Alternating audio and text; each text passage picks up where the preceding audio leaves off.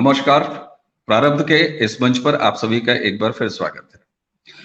पटना से 2 दिन पहले एक खबर आई। पटना के चर्चित यानी बिहार के चर्चित यूट्यूबर मनीष कश्यप की वापसी 130 दिनों के बाद बिहार में फिर हुई। मदुरई की जेल, जैसा कि आप सभी जानते हैं कि तमिलनाडु में बिहारी श्रमिकों से जुड़े हुए कुछ ऐसे कथित वीडियोस जिनको कि फेक कहा गया, उनको वायरल करने और उनको प्रसारित करने के आरोप में तमिलनाडु की पुलिस बाकायदे मनीष कश्यप को लेके मदुरई जेल गई थी और जहां 130 दिन मार्च में उन्होंने सरेंडर किया था 18 मार्च को, और उसके बाद से वो लगातार मदुरई की जेल में थे, कुछ दिन बिहार की जेल में बिताने के बाद तो वापस उनकी वापसी हुई है। लेकिन वो छोड़े नहीं गए हैं। ऐसा नहीं है कि वो स्वतंत्र होकर वापस हुए हैं, बल्कि पेशी पे आए, बेतिया पहुंचे, जहां एक रंगदारी का मामला, 2 मुकदमे थे, जिसमें एक मामला है बैंक मैनेजर से रंगदारी वसूलने का, उस पर उनकी पेशी थी, और दूसरा था महात्मा गांधी, राष्ट्रपिता महात्मा गांधी के ऊपर कुछ अपमानजनक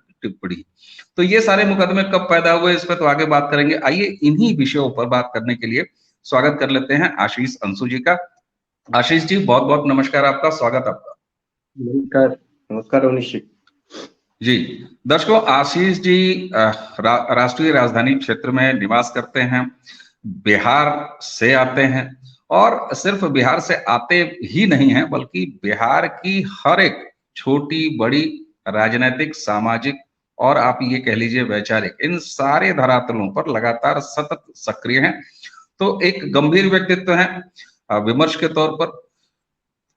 आशीष जी, आखिरकार 130 दिन के बाद बिहार के यूट्यूबर मनीष कश्यप की बिहार वापसी हो गई। हो तो गई है जी। अब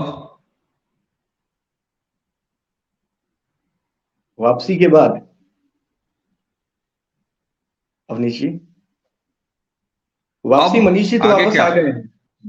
अब आगे क्या? ये तो समाचार हो गया, आ गए।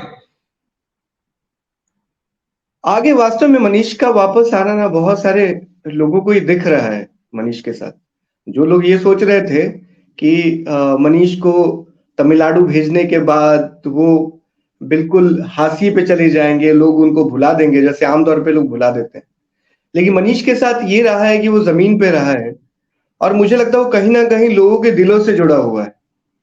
2000 में मनीष ने जब चुनाव लड़ा था, अच्छे वोट मिले थे, लेकिन उस समय जब 2000 में वो चुनाव लड़ रहे थे अभी तो उस समय मनीष सिर्फ बेतिया के एक नेता के तौर पे अपना स्थान बनाना चाहते थे, लेकिन आज वो पूरे बिहार वालों के दिल में बस गए हैं। ये बहुत ही कमाल था। जब वो बेतिया के जेल में कोर्ट में उनकी पेशी हो रही थी, हजारों की संख्या में लोग वहां पहुंच गए। और सबसे बड़ी बात है कि मनीष के पास कोई संगठन नहीं है, वो किसी राजनीतिक दल का नेता नहीं है। जब वो चुनाव लड़ा था तब भी वो निर्दलीय ही लड़ा था। तो मैसेज तो जा रहा है बहुत दूर तक, इसीलिए उनको अगर ये राहत मिली है तो कहीं ना कहीं आप समझिए कि पटना में ये खबर पहुंच चुकी है कि मनीष को जितने दिनों तक अंदर रखेंगे ये मामला उतना बड़ा होता जाएगा, उतना खतरा होता बढ़ता जाएगा। और मनीष ने जेल जाने से पहले जो कहा था, ये भी डर है कि वो उसको सच न साबित कर दे। तो पटना में इसको लेके थोड़ी सरगर्मी बढ़ी हुई है इस वक्त, और अब तो मनीष को भी पटना में ही रहना है, बेऊर में, वहीं से उनकी सुनवाई होगी। अच्छा जी, बिल्कुल। सोमवार को मनीष की पेशी हुई जब बेतिया में, तो उसके बाद अगला दिन आता है मंगलवार को पटना में पेशी हुई, और पटना ने मनीष को कुछ और सौगातें दी। सौगातें ये कि अब पटना के बेऊर जेल में ही मनीष रहेंगे। तो अब क्या आप जो जिस तरफ बात को ले जा रहे हैं, तो ये वो वाली देशज की कहावत है क्या कि छाती पर बैठ के ही मूंग दलेंगे मनीष? हाँ, लेकिन सिर्फ राजनीति की छाती पर नहीं, वो कहीं ना कहीं, ठीक है आप उनको यूट्यूबर कहिए, लेकिन यूट्यूबर के तौर पे मनीष ने बिहार में जो काम किया है वो काम तो पत्रकारों को करना चाहिए था। पत्रकारों ने वो बहुत बड़ा स्पेस छोड़ दिया था, तो मनीष जैसे लोग उसमें दाखिल हो गए। पत्रकार तो नहीं कर रहे हैं वो काम। मनीष गली गली जा रहा था, गांव गांव में जा रहा था, सड़क पे जा रहा था, वहां से रिपोर्ट कर रहा था। वहां सड़कों की बदहाली, शिक्षा की बदहाली, स्वास्थ्य का मुद्दा, जो आमतौर पे जो मीडिया बिहार के लिए काम करने का दावा कर रही है, वहां तो ये सारे मुद्दे नहीं दिख रहे उस तरह। इसीलिए तो परेशानी हुई कि मनीष वो सवाल उठा रहे थे जिनको ना उठाने के लिए बहुत सारे विज्ञापन का फंड होता है सरकारों के पास, तो वो मामला दब नहीं पा रहा था। और आप ये देखिए कि एक यूट्यूबर है साधारण सा, मनीष कश्यप, उसके फॉलोअर की संख्या आप जानते हैं? मनीष कश्यप को 60 लाख लोग फॉलो करते हैं यूट्यूब पे, और 40 लाख लोग फॉलो करते हैं फेसबुक पर। मुझे नहीं लगता कि बिहार में कोई ऐसा एक भी नेता है, माफ कीजिएगा, सीएम साहब को भी इतने लोग फॉलो नहीं कर रहे। तो आप मनीष की स्थिति देख रहे हैं, मनीष कहां तक पहुंच गया और किन किन घरों में पहुंच गया है। उत्तर प्रदेश के मेरे एक दोस्त हैं, वो बिल्कुल किसी गांव में रहते हैं पूर्वी उत्तर प्रदेश के। वो कह रहे थे कि मुझे तो लगता था कि मनीष का सारा मुद्दा सिर्फ ये दिल्ली में थोड़ा सा पत्रकारों के बीच में ही चल रहा है, लेकिन ऐसा नहीं है। उनके गांव में लोग बात कर रहे थे मनीष कश्यप को लेके कि भैया बहुत गलत भइल बा, ना होके चाहत रहे। हाँ, बच्चा का कौन ऐसा गलती कर देला जेकरा जेल में डाल देला। ये गांव में लोग बात कर रहे हैं। तो आप समझ रहे हैं मनीष की आवाज कहां तक पहुंची है। तो इससे सत्ता में थोड़ी सी तो हलचल पैदा होगी, लेकिन हाँ, सबक पत्रकारिता के लिए भी है, और खासकर उनके लिए भी सवाल है जो राइट टू एक्सप्रेशन के चैंपियन बने फिरते थे। मनीष के सवाल पे बिल्कुल खामोश या मनीष के खिलाफ जाके खड़े हो गए। मैं तो फिर कहता हूं, मैंने पहले भी कहा है कि अभिषार शर्मा हो, रवीश कुमार हो, अजीत अंजुम हो, कल को इनका बैंक अकाउंट सार्वजनिक कर दिया जाए तो क्या इतनी शांति से बात निकल जाएगी जैसे मनीष के साथ हुआ? ये सोचने वाली बात है। आप कह रहे हैं कि अभिषार शर्मा और बाकी लोगों के बैंक अकाउंट जो है सार्वजनिक कर दिए जाएं, और वहां न्यूयॉर्क टाइम्स ने जो है वो ऐसा कुछ कर भी दिया है, वहां तो रकम भी सामने आ गई है। तो ये तो होता है ना कि जैसे योग जब योगा बन के आता है तो हम भारतीय जो है उसको हाथों हाथ लपकते हैं, राम नहीं, यहाँ रामा की ज्यादा इज्जत है ना, महाभारत में यहाँ महाभारता की ज्यादा इज्जत है। तो लीजिए साहब, न्यूयॉर्क टाइम्स ने भी बता दिया कि आपने जो है 38 करोड़ रुपए कैसे खाए हैं और किसको किसको दिए हैं। बहरहाल, तो अवनीश जी, यहाँ एक मिनट, आपने ये अच्छा कहा किया आपने, एक मिनट अवनीश जी, अच्छा किया आपने न्यूयॉर्क टाइम्स का जिक्र कर दिया यहाँ पे। ये बहुत महत्वपूर्ण है आपके लिसनर्स को जानना कि न्यूयॉर्क टाइम्स में एक खबर आई न्यूज क्लिक को लेके, अभी उसपे चर्चा भी हो रही है, पुरकास्ट पे कार्रवाई भी होगी, निश्चित तौर पे कार्रवाई होनी ही चाहिए ऐसे लोगों पे। ये कार्रवाई तो 2021 में ईडी ने कर दिया था। नहीं, अभी प्रक्रिया चल रही है। फाइनल एक कार्रवाई जब होगी, जब कोई एक निर्णय आएगा इस पूरे मामले पे। जांच में ही सारा विषय आया था 2021 वाला, वो सारी खबर आई थी, हम सबने पढ़ी थी। चाइना की सारी फंडिंग हमें पता है, हाँ, किन किन के पास गया है वो पूरी लिस्ट भी आ गई थी, कितने महान लोग, कितने बड़े बड़े पत्रकार उसमें शामिल थे। मैं ये कहना चाहता हूँ अवनीश जी यहाँ कि इतने बड़े मामले में कार्रवाई होनी चाहिए, इसमें मुझे नहीं लगता किसी को आपत्ति होगी या होनी चाहिए, लेकिन हुई है आपत्ति हुई है प्रेस क्लब को दिल्ली में, आपत्ति हुई है वुमेन्स प्रेस कॉर्प को। ये कह रहे हैं कि वेबसाइट्स कहां से पैसा ला रहे हैं, इसकी जांच सरकार ना करे। अरे भैया, क्यों ना करे, क्यों ना करे जांच? आप उन लोगों से जो भारत के हित में नहीं सोच रहे, भारत के खिलाफ सोच रहे हैं, भारत के खिलाफ कॉन्स्पिरेसी में शामिल हैं, उनसे पैसा लेके आप कहें कि हम तो पत्रकारिता कर रहे हैं, तो इस बात पर कैसे विश्वास किया जाए? अगर आप ईमानदारी से कोई काम करना चाहते हैं, भारत के अंदर ईमानदारी से पत्रकारिता करना चाहते हैं, तो सोर्स भी तो पक्के रखने पड़ेंगे आपको। किससे पैसा लिया, किसको दिया, क्या दिक्कत है? आप दुनिया भर से ट्रांसपेरेंसी की उम्मीद रखते हैं, पारदर्शिता की बात करते हैं, आपके अपने संस्थान में पारदर्शिता नहीं रहेगी तो कैसे बात बन पाएगा, कैसे बात बनेगी? क्यों नहीं? ठीक बात है। ये तो वही वाला हो गया ना कि तुम्हारा कुत्ता कुत्ता, मेरा कुत्ता टॉमी, तो ऐसे कैसे चलेगा? अच्छा, आप अगर देखिए तो जिन स्वनामधन्य पत्रकारों ने अपने बड़े जो महारथी हैं जो मुर्दा संघ पोत पोत के और फाउंडेशन लगा लगा के चमकते चेहरे इन तमाम सालों में, हालांकि 2014 के बाद ढलते नजर आ रहे हैं, उन्होंने लगातार मनीष कश्यप को लगभग एक तरीके से ट्रोल किया, यूट्यूबर कहके, यूट्यूबर यूट्यूबर यूट्यूबर। लेकिन उनमें से लगभग सारे के सारे जो बेरोजगार पत्रकार हैं, जो सुपारी पत्रकारिता किया करते थे, वो सारे के सारे इस समय बड़े यूट्यूबर बने बैठे हैं। और मजे की बात यह है कि उसमें से सबसे ज्यादा प्रतिशत बिहार से आने वाले यूट्यूबर्स का है, जो कभी ख्याति वाले नाम थे। अच्छा, मनीष कश्यप के अकाउंट्स को ओपन कर दिया गया। मनीष कश्यप के पास एक एक रुपए कहां से आए उसकी जानकारी, ठीक है हम कहते हैं सबकी जानकारी हो, तो साहब ये बताइए न्यूज क्लिक को कितने करोड़ रुपए कहां से मिले? वो कौन श्रीलंकाई मूल का अमेरिकी व्यक्ति जो शंघाई में अब रह रहा है, उसने पैसे दिए? और आप ही नहीं, अभी तो उसमें तीस्ता सीतलवाड़ जैसे लोगों के परिवार भी शामिल हैं, है ना, उर्मिलेश यादव जैसे बुजुर्ग उसमें शामिल हैं। आप बताइए, तो आपसे क्यों ना पूछा जाए? आप भी उसी धरातल पे हैं, ऐसे में तो नैतिकता मर जानी चाहिए। और मैं तो नाम लूंगा रवीश कुमार का, जो आजकल मोनू मोनू नाम की पैरोडी जो है वो लिख रहे हैं। अब हो सकता है कुछ दिन में वो सिंगर भी बनते नजर आए, गाने भी गाएं, है ना। अब नाचना ही बाकी है, वैसे नाच तो रहे ही हैं वो लगातार। अब ऐसे में अगर मैं मनीष कश्यप पर वापस आऊं और बिहार पर वापस आऊं, क्या संभावना आप देखते हैं? देखिए, व्यक्तिगत रूप से मनीष के बारे में क्या संभावना है इस पर हम बात नहीं करेंगे, वो एक व्यक्तिगत संभावना है, उसकी जो भी संभावना उसके सामने होगी। वो पहले भी चुनाव लड़ चुका है, आगे भी चुनाव लड़ सकता है, वो जो चाहे कर सकता है। भारत का नागरिक स्वतंत्र है, वो किस तरीके से अपना करियर बनाए। ये बात आप आगे बढ़े, उससे पहले एक बहुत महत्वपूर्ण बात है, आप रवीश का जिक्र कई बार आया, रवीश कुमार का। रवीश ने अभी अल जजीरा को जाकर एक इंटरव्यू दिया है, अल जजीरा में इंटरव्यू आ गया, कल ही आया। उसमें वो इस बात के लिए दुख व्यक्त कर रहे हैं कि उनके पास रिसोर्स नहीं है, रिसोर्स होता वो अच्छी पत्रकारिता कर सकते थे, उनकी पत्रकारिता इससे बाधित हुई है। यूट्यूब पे काम कर रहे हैं। दूसरी तरफ मनीष की तरफ आते हैं। मनीष ने कभी रिसोर्स का रोना नहीं रोया, उसके पास कुछ नहीं था तब भी वो सड़क पे था। अब उसने थोड़े से पैसे इकट्ठा किए, रवीश के मुकाबले तो कुछ नहीं। रवीश को तो हर महीने जितना पैसा मिलता था और वो साल में जितनी कमाई कर लेते थे, वो पूरी उसकी जमा पूंजी भी उतनी नहीं थी। साल में मतलब जो पैकेज था रवीश का, उतनी पूरी मनीष कश्यप की जमा पूंजी नहीं थी। मनीष की जमा पूंजी क्या थी? वो 60 लाख लोग जो मनीष के साथ खड़े थे, वो 40 लाख लोग, ये दोनों मिला के 1 करोड़ लोग होते हैं।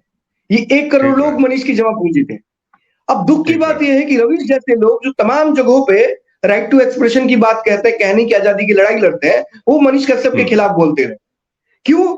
क्योंकि मनीष उनकी राजनीति में फिट नहीं बैठ रहा था। तो वो दूसरों को गोदी मीडिया जब वो कह रहे होते हैं, तो वो नहीं देख रहे होते खुद किसकी गोदी में बैठे हुए हैं। उनको ये तो देखना चाहिए ना। और मनीष कश्यप का जैसे अकाउंट सार्वजनिक हुआ है, वैसे रवीश भी करें अपना अकाउंट सार्वजनिक। पारदर्शिता की बात करते हैं ना, तो काम पारदर्शी होना चाहिए ना। लोगों को पता तो चले कि जब उनके चैनल में 30-30 हजार रुपए के लोग नौकरी से निकाले जा रहे थे, तो कैसे 8 लाख और 10 लाख रुपए हर महीने वो ले रहे थे चैनल से, और कोई शर्मिंदगी महसूस नहीं कर रहे थे। वो सिर्फ एक अकेली नौकरी छोड़ देता तो 20 लोगों का परिवार बच सकता था एनडीटीवी में। वो तो कभी सोचा नहीं उन्होंने। एक बार सार्वजनिक तो करे, कहां कर रहे हैं वो? सिर्फ दूसरों पे जब आप सवाल उठा रहे होते हैं ना, तो 4 उंगली अपनी तरफ कर रहे होते हैं। ये बात भी सोचनी चाहिए। देखिए, मनीष पे आप सवाल उठा रहे हैं। मनीष इतने कम रिसोर्स के साथ अपनी बात कह रहा था एक प्लेटफॉर्म से, उसने कौन सा ऐसा गुनाह कर दिया? हाँ, उसका तरीका थोड़ा गलत हो सकता है, हम इस पे बात कर सकते हैं, लेकिन इतना बड़ा गुनाह तो नहीं था कि दूसरों का आरोप लग जाए उस पर। बिल्कुल सही बात है। और आप जब रवीश कुमार जी को इस तरह से चैलेंज कर रहे हैं, तो ये जान लीजिए आजकल वो तुकबंदियां लिख रहे हैं, आजकल सिंगर बन रहे हैं, Monu is here, Monu is there. तो वो एक दिन आपके चैलेंज को स्वीकार भी कर सकते हैं, और दिल्ली के जीपीओ पर वो एक बड़ा सा बोर्ड भी लगवा सकते हैं, होर्डिंग लगवा सकते हैं कि पैसा इज हियर, रुपया is there, Chavanni is here, अठन्नी इज देयर। तो देखिए, वो तो बहुत ही उनका सम्मान बढ़ जाएगा मेरी नजर में, वैसा करें। बिल्कुल, लेकिन मुझे विश्वास है कर नहीं पाएंगे वो। बिल्कुल बिल्कुल। अच्छा, मैं उसी बात पर फिर वापस आऊंगा। और देखिए, रवीश कुमार जी भी बिहार से आते हैं, तो चलिए, लेकिन अब दिल्ली में रहते हैं। और दिल्ली में रहने वालों को एक तरह से देखिए, बिहार से प्रवास होना यानी प्रवासी के रूप में बाहर जाना, ये एक बड़ी समस्या है। इस पर हम लोगों ने खूब बात की है और आपके साथ बात की है, बेहद गंभीर बात की है। हम जरा मनीष की तरफ फिर वापस आएंगे। मैंने जो शुरू में ये बात कह रहा था बीच में कि मनीष कश्यप की राजनीतिक महत्वाकांक्षा है, कोई भी नागरिक स्वतंत्र है। मनीष का आगे भविष्य क्या होगा, मुकदमों से निपटे तो उसके बाद देखेगा क्या होगा। लेकिन अब वो जब बिहार के बेऊर जेल में है, मुलाकाती उसके पास जाएंगे। हालांकि उसके वकील ने बड़ा साफ चेताया है कि बहुत ज्यादा अगर नारेबाजी वगैरह हुई मनीष को लेकर तो उसको वापस फिर मदुरई जेल भेजा जा सकता है। तो ये एक थोड़ा सा धीरज रखने वाली भी बात होगी। लेकिन क्या अब बिहार में मनीष कश्यप के आसपास किसी राजनीतिक ध्रुवीकरण की उम्मीद या संशय या संभावना देख रहे हैं आप? देखिए अवनीश जी, सबसे महत्वपूर्ण बात है कि इस बात को बार बार मनीष की बात जब भी होती है, जब भी मनीष की चर्चा होती है, उसका चुनाव लड़ना वो बीच में लेके आ जाते हैं। मुझे लगता है किसी इरादे से किया जा रहा है। हाँ, मनीष का तिवारी होना भी बार बार सामने लाया गया है। वो मनीष कश्यप के नाम से काम कर रहा था। रवीश कुमार का पांडे होना तो उस तरह से नहीं आ पाया जैसे मनीष का तिवारी होना आया। तो ठीक है, वो एक एजेंडा हो सकता है, लेकिन जब मैं और आप बात कर रहे हैं तो हम ये बात तो कर सकते हैं ना कि राजनीतिक होना कोई अपराध है, एक विचारधारा के साथ खड़े होना कोई अपराध है। जितने भी पत्रकार आपको दिख रहे हैं, वो पुण्य प्रसून वाजपेयी हो या फिर रवीश और अभिषार का नाम तो कई बार आया, जिज्जी का नाम आ चुका है, और भी जितने यूट्यूबर, श्याम मीरा सिंह और भी कई यूट्यूबर हैं, हाँ, आरफा खानम, उर्मिलेश, सब तो अपनी अपनी विचारधारा के साथ खड़े हैं ना मजबूती से। उनका कोई ना कोई एक कहीं ना कहीं जुड़ाव तो है ना। उर्मिलेश जी कभी भी भूल के भी लालू यादव की आलोचना में एक शब्द नहीं कह सकते। अब उर्मिलेश जी खुद भी उसी समाज से आते हैं, यादव समाज से। अब ये बात तो कभी कोई बताता नहीं है, लेकिन तिवारी जी का तिवारी बाहर आ जाता है, रवीश का पांडे नहीं आता है। ये पूरा ग्रुप जो है, ये पूरा का पूरा ग्रुप खुद को तो निष्पक्ष दिखाता है, लेकिन दूसरा कोई भी कुछ इस तरह का काम करना चाहे तो उस पर 10 तरह की उंगलियां उठाता है। मैं 2-3 एग्जांपल आपको देता हूं। एक मिनट, आशुतोष गुप्ता इससे पहले जो थे, आशुतोष, इससे पहले कि आप आगे बढ़िए, मुझे आपत्ति है एक बात पे। आप कह रहे हैं ये पूरा का पूरा ग्रुप, और मुझे लगता है आपको ये कहना चाहिए कि ये पूरा का पूरा गिरोह। जी हाँ ठीक है, गिरोह शब्द भी ठीक, लेकिन मैं इकोसिस्टम कहना ज्यादा ठीक समझूंगा। आपने ठीक कहा, ग्रुप की जगह इकोसिस्टम कहना चाहिए। एक खास तरह का इकोसिस्टम है, ये झूठ को सच बनाना जानता है, अपने मुद्दों को ऊपर रखना जानता है, और जो मुद्दा ना हो उसको भी मुद्दा बनाना जानता है। हाँ, और ये सब जब भी बोलेंगे, ये पूरी एक चेन है, ये कभी एक दूसरे से असहमत नहीं दिखाई देंगे। एक यहां बोल रहा होगा, दूसरा वहां बोल रहा होगा, तीसरा वहां बोल रहा होगा, और तीनों बोल एक ही बात रहे होंगे। आप कभी गौर कीजिएगा, मैं तो बहुत देखता रहता हूं। अभी इसमें 2-4 नाम और जुड़े, जैसे एक नवीन कुमार का नाम भी जुड़ा है नया नया। हाँ, आप शायद नहीं जानते होंगे। तो ऐसे नए नए नाम जुड़ते जा रहे हैं। अब मैं बात कर रहा था आशुतोष जी की। आशुतोष कुमार थे, बाद में पता चला वो आशुतोष गुप्ता पीछे लिखते हैं। ऐसे बहुत सारे नाम है। ये जो एक बात कही जाती है ना इस तरफ के लिए कि ब्राह्मण बनिया समूह है, मैं तो कहता हूं ये ब्राह्मण बनिया समूह आपने इधर तो दिखा दिया, लेकिन अपने बीच में जो ब्राह्मण बनियों का जो समूह है उस पर तो कभी बात ही नहीं करते। आपको किताब वापसी अभियान याद होगा, हाँ, 2 लोगों ने उसको लीड किया। एक का नाम था अशोक वाजपेयी, एक का नाम था पुरुषोत्तम अग्रवाल। अब ये ब्राह्मण बनिया गिरोह नहीं है। अनिल चमड़िया के बारे में कम लोग जानते हैं, बनिया है वो। मुद्रा रक्षक के बारे में कम लोग जानते हैं कि बनिया है वो। रवीश कुमार के बारे में कम लोग जानते हैं कि पंडित है वो। तो ये ब्राह्मण बनिया गिरोह जो है वो वहां है, वो अपने बीच के ब्राह्मण बनिया गिरोह को नहीं देख रहे। ऐसी अजीत अंजुम भी ब्राह्मण है। तो ये सब लोग मिलके जब ब्राह्मणों को और बनियों को कुछ कह रहे होते हैं, ये नहीं बताते कि हम भी तो उसी समाज से आते हैं। ऐसे ही दिलीप मंडल जी हैं हमारे। दिलीप मंडल जी हमेशा दलितों की बात करते हैं, लेकिन वो ओबीसी की बात क्यों नहीं करते? अपनी ओबीसी में रहे, दलितों का नेतृत्व दलितों को करने दे। ऐसा हो नहीं रहा। तो क्या होता है, ये सामने जब ना सामने कुछ हो रहा होता है, आप उसकी तरफ इशारा करेंगे, सब सामने की तरफ देखने लगते हैं। फिर हम मनीष पे आते हैं। आशुतोष गुप्ता का एग्जाम्पल मैंने दिया। आशुतोष गुप्ता पहले पत्रकार थे, फिर राजनीति में आते हैं, फिर वापस पत्रकार बन जाते हैं। कहीं कोई सवाल नहीं है, कहीं कोई सवाल नहीं है। अभी रवीश अपने लिए संभावनाएं तलाश रहे हैं। ये बिल्कुल रिकॉर्ड पे ये बात कह रहा हूं, रवीश अपने लिए संभावनाएं तलाश रहे हैं। उनके भाई ऑलरेडी कांग्रेस में है, और जब उनके भाई, एक दलित बच्ची का मामला था, उसमें आरोपी थे, ठीक है, उन्होंने कैसे मैनेज किया बिहार में, बिहार की सरकार ही उनकी है तो सब चीज मैनेज हो सकता है उनके हिसाब से। लेकिन रवीश ने गुजरात में जाके जब ये मामला चल रहा था तब जाके बोला मेरा भाई तो निर्दोष है। अरे भैया, आप एक प्रभावशाली आदमी हैं, आपको इतने सारे अवार्ड मिल चुके हैं, आप दुनिया भर में इंटरव्यू दे रहे हैं, आप जब ये बात कहते हैं मेरा भाई निर्दोष है, तो क्या दबाव नहीं बन रहा? और जब आप एनडीटीवी में काम कर रहे थे, आपने इस खबर को पूरी तरह दबा दिया, पूरी तरह दबा दिया। एनडीटीवी में कभी बात ही नहीं हुई उनके भाई पांडे जी पर, जो कांग्रेस बिहार में अधिकारी हैं, बड़े नेता हैं, बिल्कुल। और अब यहाँ रवीश तक के कि लिए रास्ता सेक्स तलाश रहे हैं। और सेक्स रवीश रैकेट चुनाव से चलाने पहले तक। कांग्रेस ने उनको एक ऑफर दिया था, ये भी बात दिल्ली में खूब चर्चा में रही कि आप चैनल खोलिए, क्योंकि चैनल से जब कोई बात कही जाती है तो यूट्यूब से ज्यादा प्रमाणिक होता है, और यूट्यूब चैनल से ज्यादा प्रमाणिक माना जाता है आज के समय अखबार में कोई बात छप जाए। तो अखबार चलाने की अभी थोड़ी इन लोगों में उस तरह की कुव्वत नहीं है, ये ज्ञान दे सकते हैं, भाषण दे सकते हैं। अखबार बड़े संयम का काम है, बहुत दिमाग लगता है और बहुत संयम चाहिए उसको निकालने के लिए, तो वो करना मुश्किल है इन लोगों के लिए। तो चैनल की बात हुई थी, लेकिन सब कुछ खुल जाएगा, एक्सपोज हो जाएगा, इसलिए थोड़ा ठहराव होगा। लेकिन चुनाव लड़ने की बात अभी भी चल रही है, और रवीश कुमार ये चाहते हैं कि सारी पार्टियां जो विपक्ष खुद को कहती हैं, जो इंडिया का हिस्सा है, INDIA, सॉरी इंडिया नहीं बोल रहा मैं, INDIA का जो हिस्सा है, वो सब लोग रवीश के समर्थन में आ जाए, तो ये थोड़ा सा मुश्किल लग रहा है। लेकिन ऐसा हो जाता तो रवीश आ जाएंगे। तो जब ये सारे लोग अपने लिए गुंजाइश तलाश रहे हैं, तो अभी तो मनीष का तो कुछ ऐसा हुआ भी नहीं है, तो अभी वो क्या करेगा, इसके लिए अभी से सब तिक्रम, मनीष के खिलाफ कैंपेन, कॉन्स्पिरेसी, सारी चीजें चल रही हैं। लेकिन फिर मैं कहता हूं, मनीष के साथ जो लोग खड़े हैं ना, आप जाके देखिए, उसमें सभी समाज के लोग आएंगे, सब वर्गों के लोग आएंगे, क्योंकि मनीष ने आवाज उठाते हुए भेदभाव नहीं किया। मनीष के कई सारे वीडियो आपको दिख जाएंगे जहां वो केंद्र सरकार के पक्ष में कोई बात नहीं कह रहा है। सड़कों की बात जब हो तो नितिन गडकरी को बार बार वो कह रहा है, नितिन गडकरी जी देखिए क्या हो रहा है। और भी कई सारे, रेलवे के मुद्दे में वो रेल मंत्री को पूछ रहा है कि भाई ये क्या हुआ है। तो रवीश की तरह तो नहीं कर रहा कि सारे पाप को छुपाते जाओ, सोनिया जी से कोई सवाल नहीं पूछो। रवीश ने अपने पूरे करियर में आज तक सोनिया गांधी से एक सवाल पूछा हो तो कोई मुझे ला कर दे।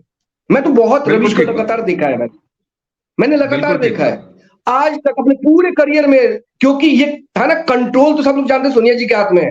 जैसे ये लोग फैलाते हैं कि भाजपा का सारा कंट्रोल संघ के हाथ में है, तो ये बात तो बिल्कुल साबित नहीं हो पाई है, क्योंकि खुद उदित राज ने बोला कि ऐसा नहीं है, मोदी जी खुद कंट्रोल कर रहे हैं सारी चीजें। लेकिन इस बात में तो कोई दो राय नहीं है, किसी को संदेह नहीं है कि यूपीए का सारा शासन, एडवाइजरी कमिटी, काउंसिल, NAC जिसको बोलते थे, जिसकी अध्यक्षा सोनिया गांधी जी थी, वहां से कंट्रोल हो रहा था। तो सोनिया जी के लिए एक शब्द तो बोला होगा कहीं उनकी आलोचना में, सरकार इतना इतना खराब परफॉर्म करके गई है, कहीं हो तो बताइए, विपक्ष में खड़ा होना था ना इनको। तो क्या ऐसा बड़ा तीर इन्होंने गाड़ा है जाके, नहीं मिलेगा, क्योंकि ये खुद सब लोग गोदी में बैठे हुए थे। मैं तो कहता एनडीटीवी के लिए अलग से कुछ बातचीत होनी चाहिए कि कैसे गोदी में सबसे पहला गोदी मीडिया कोई है तो एनडीटीवी रहा है, पढ़ो राय वाला एनडीटीवी, वो देश का सबसे पहला गोदी मीडिया है। इस पर हम विस्तार से बात करेंगे, एक अलग एपिसोड पर बात करेंगे। मैं अगर अब इस आज की बातचीत जो बिहार सेंट्रिक है, मनीष कश्यप सेंट्रिक है, अगर मैं इसको आशीष जी अगर कंक्लूड करने को कहूं आपको, तो हमने इस पे देखिए, कोई भी व्यक्ति स्वतंत्र है और वो चुनाव लड़ चुका है, ऐसा नहीं है कि उसकी राजनीतिक महत्वाकांक्षा कहीं छुपी है या उसने खुद छुपाई है, बिल्कुल नहीं। और ये उसका लोकतांत्रिक अधिकार है कि वो लड़ सकता है, उसका नागरिक अधिकार है कि वो लड़ सकता है। मैं अगर ये एजेंडा सेट किया जा रहा है, ये जानबूझ के एजेंडा सेट हो रहा है, यही मैं कहना चाह रहा हूं आपसे, ये जानबूझ के, कोई मुद्दा नहीं है, इसको मुद्दा बनाया जा रहा है। वो समझ में आ रही है बात। अब अगर मैं जेल में डाला गया था तब तो चुनाव नहीं लड़ रहा था ना, जब उसको जेल में डाला था तो चुनाव तो नहीं लड़ रहा था, वो तो अपनी बात ही कह रहा था, उसको कहने नहीं दिया आपने। अरे मैं तो ये कह रहा हूं कि अगर वो चुनाव लड़ भी रहा हो तो क्या कोई सत्ताधारी दल ये नैतिक तकाजा पैदा कर सकती है कि ऐसे हर व्यक्ति को जो उसके सामने चुनाव लड़ रहा हो उसको जेल में डाल देगी? ये बात कहां से आती है? ये तो मतलब ऐसी बात है कि जिसका कोई पारावार नहीं है। इससे बड़ा तानाशाही क्या होगी? मैं ये कहता हूं कि अगर वो खुल के चुनाव लड़ना ही मान लीजिए उसका उद्देश्य हो। जी अवनीश जी, मैं बस इतना कहना चाह रहा हूँ आपसे कि ये जो चुनाव लड़ने की बात बार बार हो रही है, हम तथ्यों पे बात करेंगे ना। जिस दिन वो चुनाव लड़ने आ जाएगा तो हम चुनाव पे बात करेंगे। अभी जानबूझ के ये मुद्दा इसलिए बनाया जा रहा है कि बिहार की जनता जो एक मत से मनीष के साथ खड़ी है, उसके साथ हुए अत्याचार पे सवाल उठा रही है। वो चाहते हैं ये बांट दिया जाए, बांटो और राज करो। बिल्कुल सही बात है, अंग्रेजों ने ये दिमाग तो बिल्कुल सही दिया बात था, है। लेकिन इसको कुछ लोगों ने बहुत ठीक से पकड़ लिया है। तो वो पोलराइज करना चाहते हैं। कल को आपने तय कर दिया इस पार्टी से मनीष चुनाव लड़ेगा, तो बाकी जो दूसरे दल के लोग हैं जिनके मन में सिंपैथी है मनीष के लिए, वो तुरंत करेंगे यार तो पार्टी वाली बात हो गई। क्योंकि बिल्कुल सबसे सही आसान बात है है। किसी मुद्दे को भटका देने का कि उसको उसका राजनीतिकरण कर दीजिए। अभी बिल्कुल जब ठीक तक बात। मनीष घोषणा नहीं करता कि वो किस पार्टी के लिए चुनाव लड़ेगा, किस पार्टी में जाएगा, तब तक इस बात से मुझे लगता है परहेज करना चाहिए। और मनीष के साथ गलत हुआ है, ये बात बार बार कही जानी चाहिए, और इसमें कोई दो राय बिल्कुल, नहीं है। हर आदमी की अपनी बिल्कुल। और आइडियोलॉजी आशीष, होती है, नहीं गलत को गलत तो बिल्कुल कहेंगे। उसकी अपनी एक विचारधारा होगी, इसमें कोई संदेह नहीं है। वो किसी के विचार से आया होगा वो आदमी, लेकिन क्या जो हमसे सहमत नहीं होगा उसके साथ अपराध भी हो रहा होगा तो हम मुंह बंद कर लेंगे? ऐसा तो नहीं होना चाहिए। गलत को बिल्कुल गलत ऐसा नहीं कहने का होना चाहिए, साहस होना चाहिए। बिल्कुल ऐसा नहीं होना हाँ, ये चाहिए। जो लोग और कहते हैं कि अवनीश जी, जो लोग ये बात बार बार कहते हैं कि पत्रकार विपक्ष में होना चाहिए, बिहार में उन्हीं सब लोगों की जुबान बंद हो जाती है। मनीष तो विपक्षी था बिहार के अंदर। मनीष क्या काम कर रहा था? विपक्ष का ही तो काम कर रहा था, पत्रकारिता का ही तो काम कर रहा था। उसके साथ इस मुद्दे पे तो खड़ा हुआ जा सकता था, लेकिन नहीं हुए ना इनमें से कोई। इस पूरे जिसको आप गिरोह कहते हो और मैं इकोसिस्टम कहता हूं, उस पूरे इकोसिस्टम में से कोई एक आदमी खड़ा हुआ मनीष के साथ, तो आप नाम बता दीजिए। कोई आया क्या मनीष के साथ? बिल्कुल ठीक, बिल्कुल ठीक बात है, बिल्कुल ठीक बात है। और आशीष जी, यहाँ दर्शकों को प्रारब्ध के इस मंच पर जब तब हमने बराबर बात की है और आपके साथ बात की है, इसी मनीष कश्यप के मुद्दे पे बात की है। दर्शकों का की उसमें सहमतियां असहमतियां दोनों आई थी उस समय। और जिस समय मनीष कश्यप पे कोई बात करने को तैयार नहीं था, उस पर फॉलो अप करने को कोई तैयार नहीं था, वो लड़का भाई ये बताइए, आखिर मनीष कश्यप ने जिस बिहार के उस पुल की शिकायत की थी, रिपोर्ट की थी, वो पुल गिरा ना। तो किसी को बिल्कुल। उसके काम के आधार पर अगर आपको नापना हो, उसके परफॉर्मेंस के आधार पर नापना हो, किसी एचआर का ये सेट है कि आप परफॉर्मेंस आधारित जो है वो इवेल्युएशन करिए किसी व्यक्ति का, तो वहां भी मनीष कश्यप खरा उतरता है। आशीष जी, मुझे लगता है कि हमने इससे पहले भी मनीष कश्यप पे बात किया और अब तो मनीष कश्यप बिहार में आ चुका है।